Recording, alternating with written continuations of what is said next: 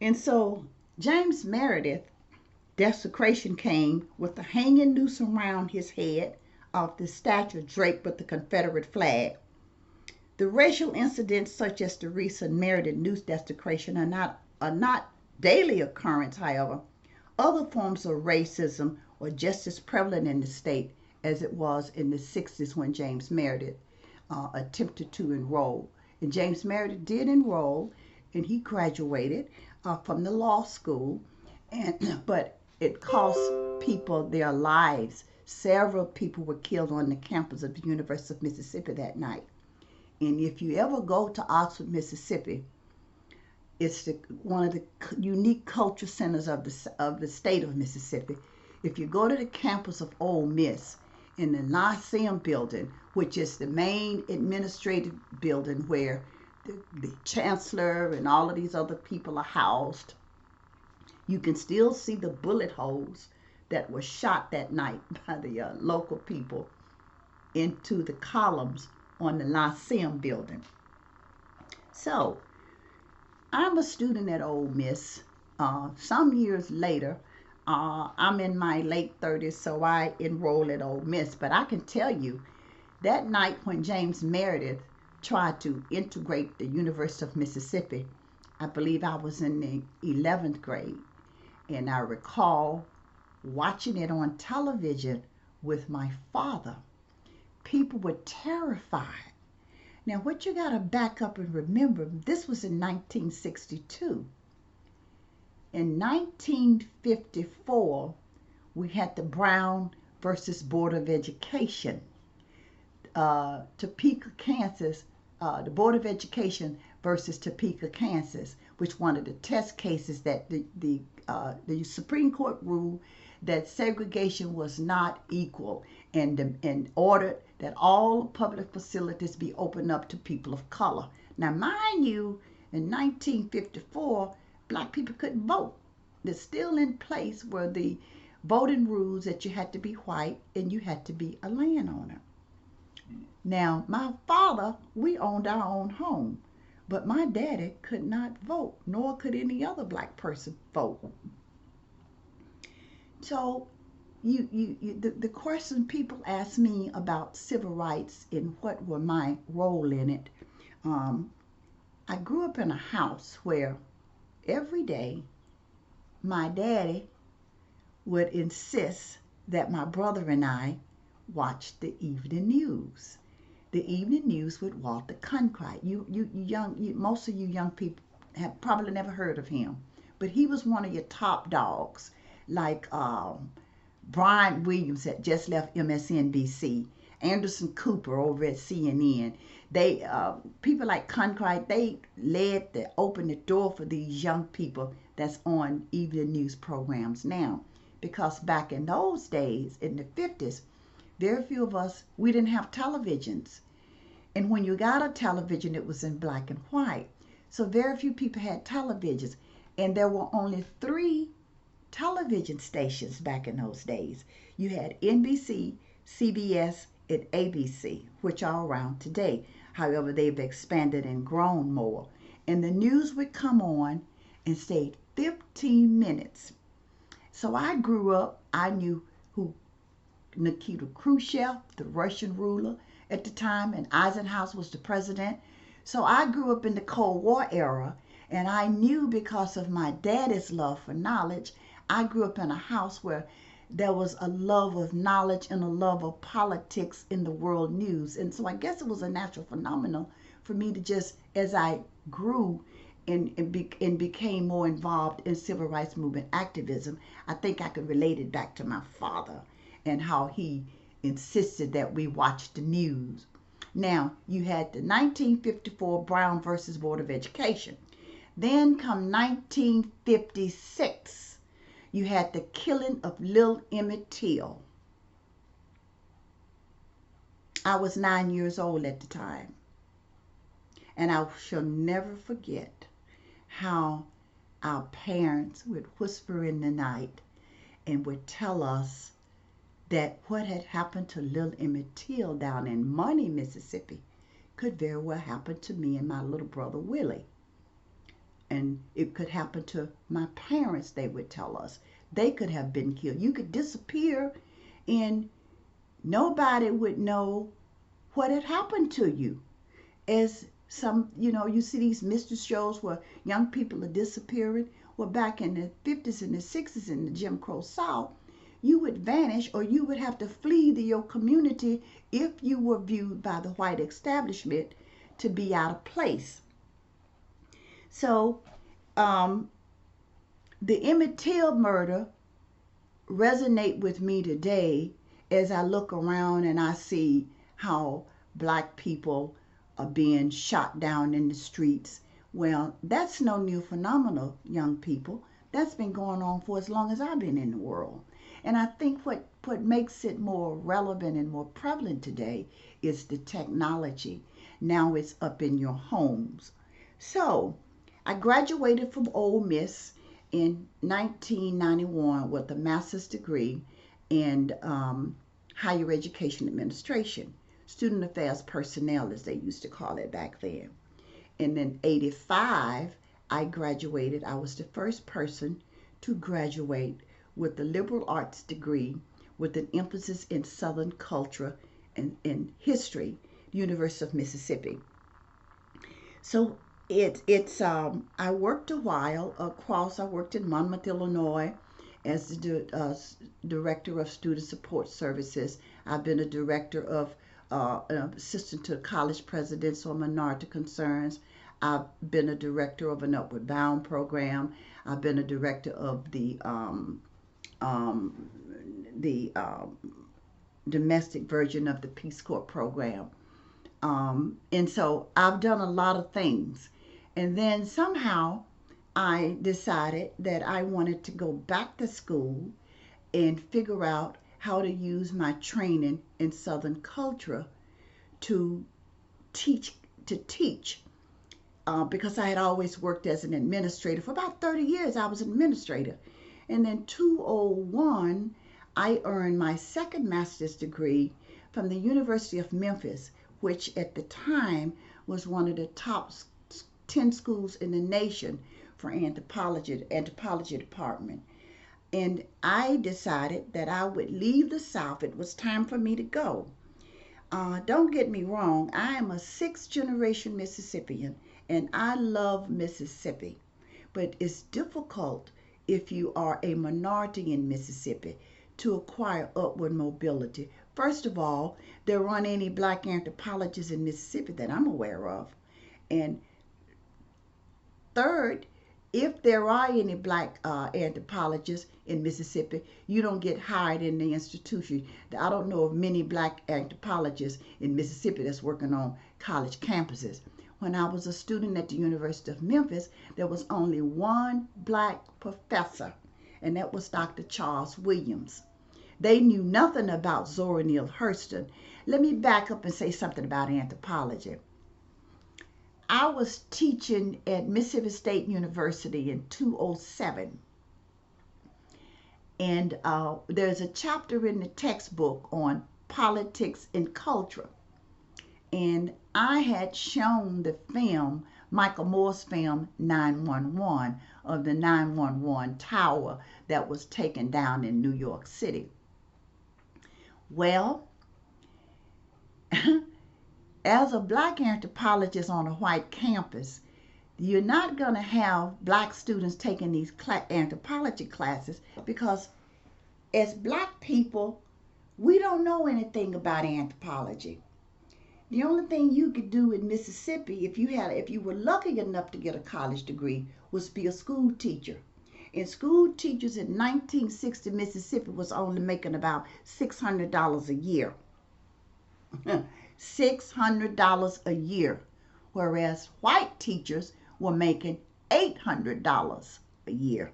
Now that sounds like a small amount of money, but you got to remember now that the cost of living back in those days were less than it is now. I was telling somebody the other day, you could go buy a roll of toilet tissue, a whole package of Sherman toilet tissue for a quarter or 10 cents. Now you got to pay not $100, but you got to pay $9 or $10 for a 4-roll package of toilet tissue. So the times have changed, but anthropology, the notion of racism is rooted in 19th century anthropology. You got to remember now that white scientists and anthropologists and archaeologists back during the 1800s would take black people and other indigenous people into these world fairs, for an example, and chain you up and have the people coming around looking at you as if you were unhuman. And they decided that black people brain, we didn't have the intelligence. We were primitive. So it was their mission, according to white people, was to Christianize us and to cultivate us, if you will, and have us to assimilate into a larger society. Now, assimilation means, in anthropology terms, that you are forced into learning everything that the dominant culture teaches you and demand that you do. You learn to speak the language. You learn how to say yes, ma'am, and no, ma'am. In other words, you learn your place in society. Now, there's another concept in anthropology that's called enculturation, which is one of my favorite concepts. Enculturation is a process where when you are born into the world,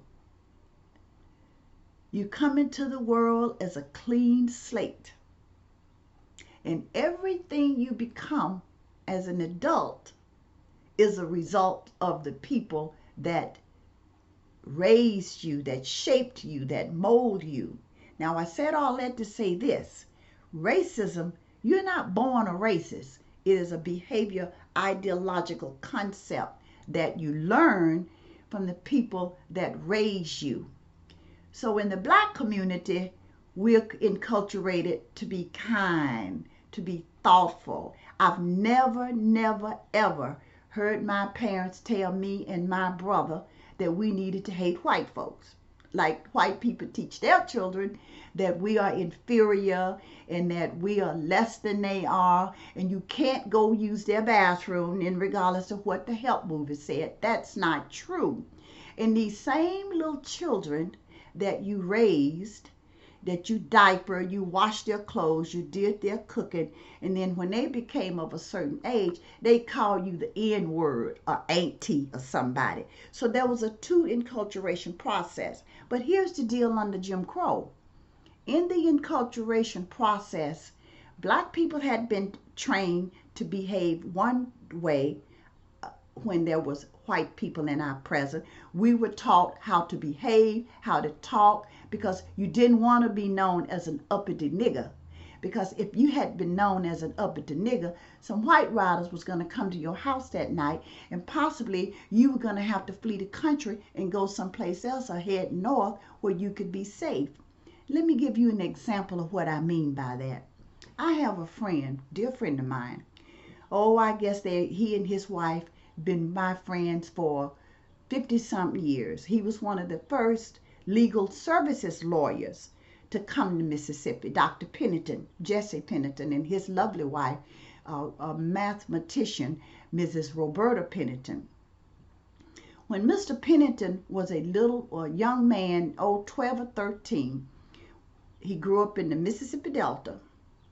And one day he was walking from town or somewhere he had been on an errand for his parents. And on his way back home, these white men pulled up in this truck. And you know, if you've never been in the South and you're not my age, and you don't know the horror and the dehumanization that we went through as black people. So they were yakking and talking smack to him and so forth and so on. But Mr. Pennington didn't say anything. You knew not to say nothing. And so Mr. Pennington went on home and told his parents what happened to him on his way back from wherever he had come from. Well, later on that night, these KKK Klansmen came to Mr. Pennington's house to kill him. Oh, he was an uppity nigger. He was out of place. Mr. Pennington family hid him out in the outhouse, in the feces. You know, we didn't have bathrooms in indoor toilets back in those days. We all had these outhouses that we used to use. No running water. And he stayed in the outhouse down in the feces overnight until one of his family members, someone came from up north and took him back north to save his life. That's what Jim Crow was about. I was fortunate enough as I was teaching, I'm jumping, let me go back to Mississippi State. So I'm teaching my class and I've shown the film. I get a call on my 65th birthday. I never forget it, the longest day I live. I got a call from the president, Dr. Ferguson, military president of Mississippi State University in Stocksville. And just as I walked in the door, he said to me, "I'm going to fire you." And I go, "Whoa, what's up? You know, what are you talking about?" He said to me, "A student called and told his daddy you was in there teaching about the Bush administration." And I said to him, I said, "You have a copy of my syllabus and you have a copy of the textbook. What anthropology," he said, "got to do with the Bush administration?" I said, "Everything." The reason I wanted to go into anthropology because it's a political discipline. It allows you the freedom to have your own interpretation. Remember I said racism is rooted in 19th century anthropology? Well, I teach my students, and it's in the textbook, there's no such thing as race. It's socially constructed by 19th century anthropologists. I tell my students, it's a figment of your imagination. There's no such thing. Race is not happening. That's to imply that brown people and black people and first Americans come from a different species, which is the dumbest thing, and that is what fuels racism. Let's come up to date now. I don't want to lose my thought. So the president said to me, "I'm gonna fire you." And another student said you was in there calling them low class. I said, what student is this?" I said. I'm standing up. He didn't give me a chance to sit down. I'm standing up. And he told me the student name. Well, let me tell you about this situation. I taught 2 classes, Intro to Anthropology and Cultural Anthropology. Cultural Anthropology was on Thursdays, Mississippi State. I had this particular student in my classroom, and every day she'd come and she'd have her McDonald's lunch. The class was 12 o'clock from 12 to 1 something. She'd have her lunch and she would pop chewing gum. How many of you ever heard someone chewing gum and it pops, sound like a 6-shooter, pow, pow, pow? So this particular day, I asked her, now we're discussing culture. Culture is how you talk, how you dress, what you eat, your behavior, your belief system, your rituals. That's what your culture is. And it's passed down from generation to generation. We learn the culture, that's the environment in which we grew up in. So I'm standing up at the board and I asked her to take the gum out. And I said, "You never seen the queen chewing gum."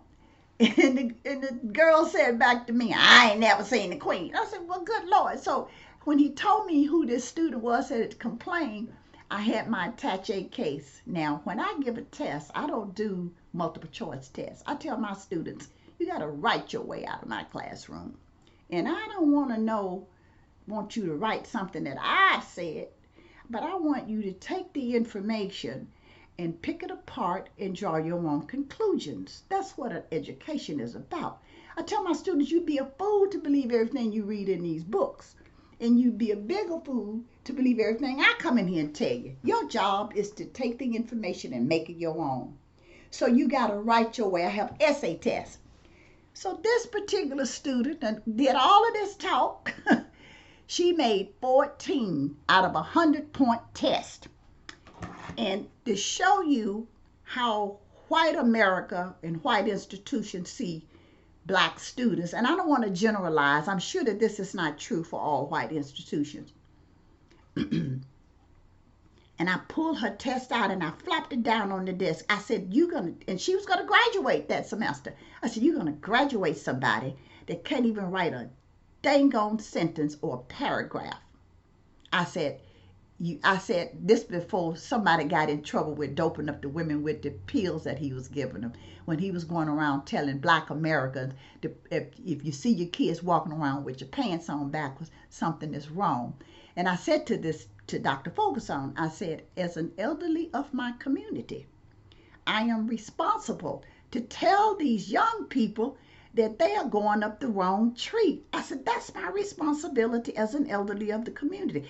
Then he said to me, and the student said, you in there calling them baby girl. I said, then you don't know a damn thing about my black culture. And I knew then that I couldn't live in Mississippi anymore. I knew then that I was not free to be a free thinker. And the way he spoke to me, I know most of you are listening to this are probably, young people, but if you recall in the 90s when President Clinton was called on the carpet about his extramarital affair with Monica Lewinsky, and when he came on television and he said that southern tone he used, I had no relations with that woman. Only a black southerner understands that tone. Well, that's the tone that he used with me. So I go back, I stood up. No, I stood in front of the desk, and another professor, an archaeologist, was sitting over on his sofa. She never said a word. When I walked in, I see her sitting over there. And I said to Dr. Ferguson, I said, Dr. Ferguson, I said, you're not going to talk to me like that. I said, this is not the 60s. I said, you cannot speak to me like that. I am your equal. I may not be the president, but I got 2 damn master's degrees. And I've been in this for 30-something years. And everybody that's ever worked with me would tell you that I know what the hell I'm doing. Honey, I left his office that day. I never forget it. My family was planning a birthday surprise for me. And I cried. It was just nerve. He sent Dr. Rafferty, the white woman that was sitting over there. I'm the only black one on the staff now, remind you. This is the Cobb Institute of Archaeology, Mississippi State University, Starksville, Mississippi. He sent the white woman to my class to observe me, which was a total violation of the then EEOC laws. She was not my supervisor. She had no right. Another form of intimidation. So one day in Mississippi, at Mississippi State University, it's about a 45-minute drive from Neshoba County, Mississippi, where these civil rights workers was killed back in 1964 during Freedom Summer. And it was several first American students from the reservations that was in my class. And so all of the students got together and said to the woman that was sitting in the back observing me, who are you? What are you doing here? Nobody told us that we're going to have a new teacher. And all the students called me Miss B. They said, Miss B is crying every day, and she's not herself, and we're falling asleep. Nobody sleeps in her class. She went back and told Dr. Ferguson what the students said. And he sent an email and told all of us to take told the department to take the Bush administration off the rack and that off the agenda. Everybody, he sent the whole department this letter, because remember now, General Perez was the general over the Iraq situation. The next day after he talked to me like that, he took an airplane and went to Washington, D.C. for the hearing of the war that was going on over in the Middle East at the time. And so when I say that anthropology is political, because white people have a way when they study other people in the country, these white anthropologists, they always look at it from an exotic standpoint. I work with a young woman at Washington State University, where I now live in the state of Washington. She's a lovely person, an archaeologist, and I said to her one day, white Americans need to start working in their backyards. And I say that because the racism in America now, under the political climate, is perhaps, I don't know if it's worse than it was in the 60s, but now with the former president, unlike the 60s, when something happened in West Point during the 1960s, we could call Washington, D.C. and talk to the Kennedys. But you can't do that anymore. So the world has changed. Racism has taken on another form. And and so I wanted to make sure that as a Black anthropologist, that I would go back into my community and do some work. And that's how I ended up doing my soon to be published manuscript, Born Under Jim Crow. In addition to doing Born Under Jim Crow, I wanted to do some work and try to figure out why young Black men in the 60s, we were born in the 40s, and I would argue my point that had it not been for Black teen males that were high school students enrolled in the Negro segregated schools, Martin Luther King would have never reached the mountaintop, because it was young Black boys, so to speak, that opened the community doors so that the 1965 Freedom Summer volunteers could come into the communities, because older Black people were scared to death. Remember now, we just had the 3 civil rights workers that was found dead down there in Neshoba County, Mississippi. And so I spent a considerable amount of time doing ethnography field work in my hometown of West Point. I recorded men that are now my age that were 14, 13, and 15, and 19 years old, 18, 17, during the 1960 Civil Rights Movement, that made it possible for all of these little southern towns to have a local movement that supported a national effort. And so interviewing them, I wanted to know what prompted them to become involved in the civil rights movement, knowing full well that it could cost their lives. In fact, it cost several lives in my hometown of West Point, and those murders have never been resolved. I tell people, when John Lewis was over in Alabama on the bridge getting beat down, I and my other people, my other friends and my high school friends, we was over in Mississippi being locked up and being beat down. So it wasn't just John Lewis. It was a whole bunch of people, young Black, especially Black men. And why it is so important for me, I thought, to do something on the Black men is because every time you turn on the television, there's something negative about us, about Black men. And I wanted to show the character, the dedication, the smartness, the astute way that young Black men bravery put their butts out on the line so that people like me could have a chance to vote, because we couldn't vote. I couldn't vote until 1965, and then the mandate didn't come down till several years later. And when you don't vote in America, as far as I'm concerned, we were not, Southern people were not Americans.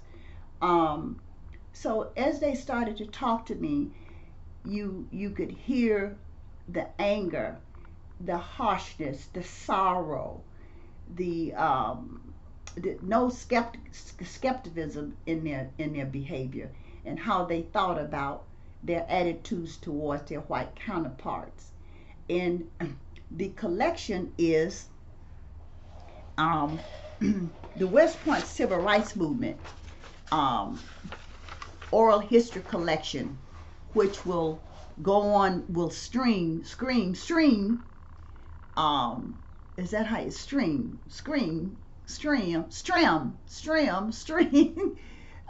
July 1.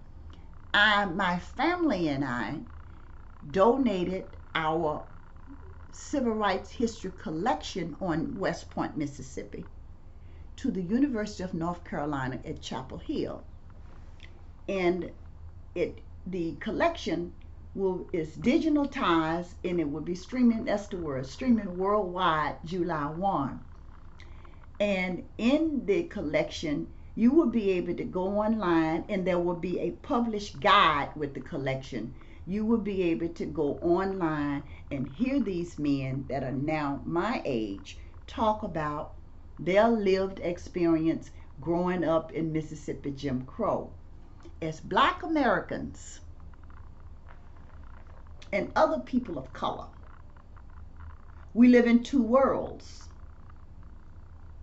We live in white America and we live in Black America. Think about this. Trying to be teenagers. I worked in the home for a white family.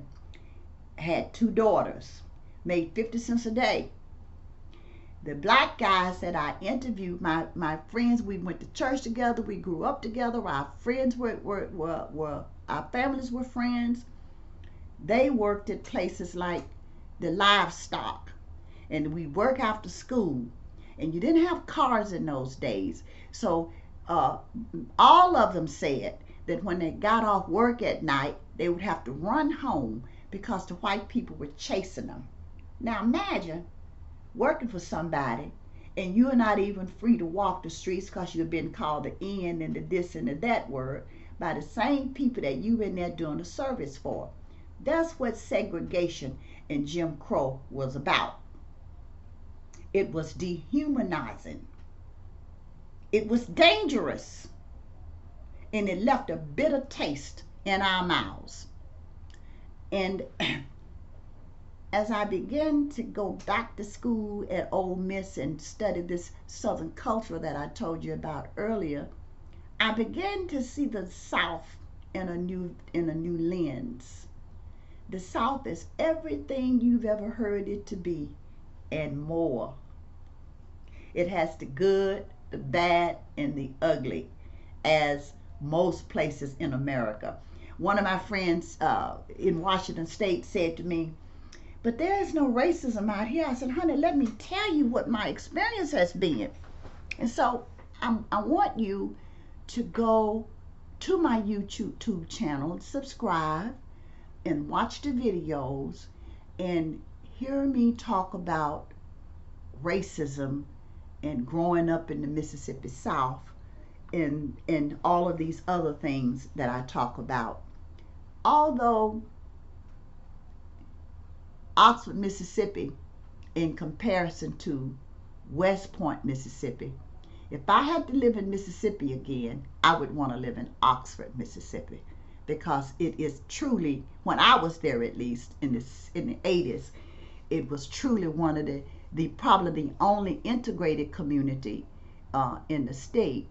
Now, we all know that school desegregation was a big deal in the South, but in Mississippi, all over the South, 98% of the school systems are black.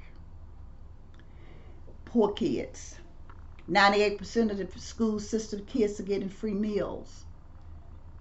98% of the black community don't even vote. And so I think it's important for America to be more inclusive in our role in civil rights history, because there were more people than Rosa Parks, Martin Luther King, and John Lewis. And that is pretty much what my work is about. If you wanted to go online, you can also go to Southern Mississippi University.edu. I have some work there, another oral history collection that I did for Southern Miss University. They commissioned me to come back. I was teaching in Chicago at city colleges. And I could not have done this work in Chicago because I didn't have the connections. Although I had, as a child, my mother would send us north on the segregated trains. And when you couldn't, we had chicken boxes we had shoe boxes with chicken, fried chicken, and cake, because you couldn't go to the dining hall and eat. As in the segregated train system, you remain in your seat. Now, we must have been 9 and 10 years old. And my mama would say, now when you get to Cairo, Illinois, you wake up your cousins and your brothers so that y'all don't miss the 63rd Cottage Grove Street stop. Well, Cottage Grove train station, I don't know if it's still there, but that's been many, many, many, many moons ago. So my last experience in the early 2000, when I left the University of Memphis, Chicago was not the Chicago I remembered as a child. So I didn't have a foot into the community, if you will, to go out and do this kind of work. It was a rather interesting experience. So I would journal every day about the observations that I saw. And when you go into these major cities, you can still see where the stores are boarded up from the riots, and you can see where the neighborhoods have declined. It used to be black people had beautiful homes in the city of Chicago, up around that 47th, 35th Street, all the way down on the south end. Chicago is probably one of the most segregated cities in America. Working and living in Chicago for 6 years, I'm 2 blocks off the University of Chicago campus, and white people would get on the bus and wouldn't sit by you. The bus went right past President and First Lady Michelle Obama's house. And so racism is everywhere. I was in a Zoom talk the other night with a black anthropologist over in the Netherlands. And one of the women that was a participant in the conference, she said that she would admit that when she saw black men, that she'd get scared and hold her pocketbook. And as long as white people are teaching this kind of foolishness to their children, we're never going to get rid of racism. Now, the next time I come back and talk to you, I'm going to expand more on my background, life in the black community in the 1960s. I'm going to talk to you a bit about the religious beliefs or the rituals that we had in the 1960s. And I'm going to talk about how the culture has changed. It's one thing about culture, it's adaptive, it's integrated, there's so many variations of it. And once we had the civil rights movement, when Martin Luther King died, the civil rights movement died. But in my community, I'm going to talk to you next about the civil rights movement in my community was the catalyst. My West Point, Mississippi movement was the holding spot, was the only place in Mississippi where there was a strong forward movement. If you read any of the books like Local Color by John Dittem, Ditter, he writes about how John Buffington, that would be my late husband, how he had a control over the Mississippi Civil Rights Movement. You couldn't do anything in Mississippi without coming by John. And so I'm going to talk to you about Mississippi Freedom Summer, and I'm going to talk to you about Mississippi and Alabama and SNCC, that would be Student Nonviolent Coordinating Committee. Then you had the SCLC, which was Dr. King's group based over in Atlanta, although SNCC was based in Atlanta too. But people don't know this, but Martin Luther King didn't have a foot over in Mississippi. Mississippi was completely controlled by Stokley Carmichael, Buffington, Ralph Featherstone, and all of these guys. And what people don't know, John Lewis was our chairman of the Student Nonviolent Coordinating Committee, and then we voted him out. Then he went over to King. And so I'm going to talk to you about Ella Baker, which is the founding mother of the civil rights of the SNCC organization. She too had been with Dr. King. But she organized at Shaw University the Student Nonviolent Coordinating Committee, because had it not been for her, Featherstone and H.R.F. Brown, then we probably would have had a different outcome. And so those are the kinds of things that I want to share with you. And then I'm going to read from my unpublished manuscript the next time that I do an audio, a video. So think about what I just said. If you truly want to learn about civil rights history, I think that Black history is American history. Well, it is American history. And if we don't talk and teach young people about it, you would never know that these things happen. When I go home to West Point, I ask young people, well, about the civil rights movement. And some of the young people would say to me, well, when did that happen? Because it's not being taught. And if you don't know from where you come, you don't know where you're going. And that's kind of my attitude about knowledge, if you will. I thank you, and I look forward to talking with you again.